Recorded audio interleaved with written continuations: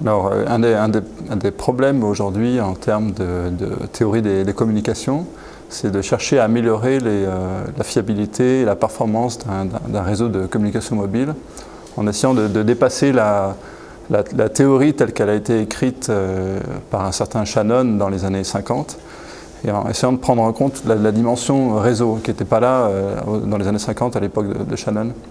Donc, un des gros soucis, en fait, lorsqu'on déploie un réseau de communication mobile, ce sont les aspects d'interférence, numéro un. Et puis, un autre aspect, c'est toute la transmission d'ondes et d'ondes puissantes que ça engendre, en fait, dans l'environnement. C'est un problème dont on parle maintenant beaucoup.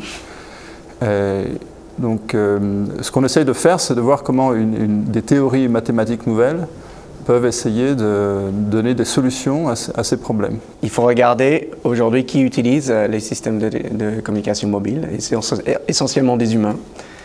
Aujourd'hui sur Terre, il y a à peu près 6 milliards d'humains, dont 2,5 qui sont connectés avec leur téléphone sans fil sur les réseaux de communication mobile. Dans le futur, il y aura certainement beaucoup plus d'objets communicants qui ne sont pas des humains, qui seront connectés sur les réseaux sans fil.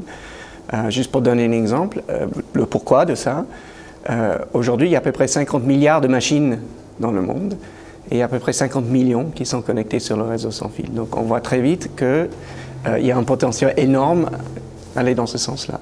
Et donc il y a notamment une théorie émergente qui est apparue dans les dernières années, qui s'appelle la théorie des communications coopératives. En fait, qui consiste à dire on ne va pas simplement envisager la transmission d'informations d'un point A à un point B.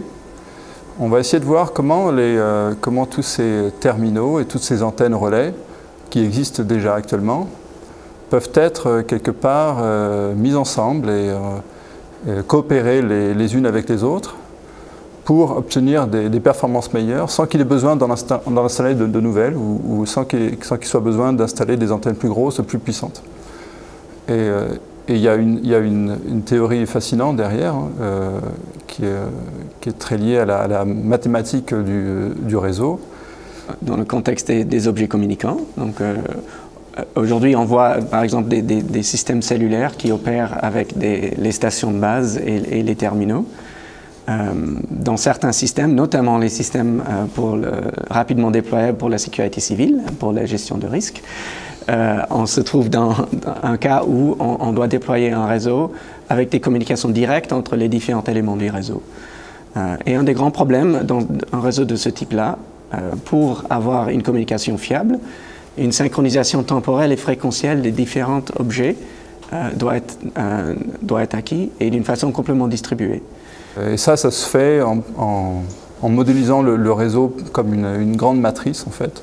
Une matrice voilà, qui est caractérisée, dont les éléments sont caractérisés par la propagation du canal entre tous ces points, et en faisant un traitement mathématique sur cette matrice dès la transmission.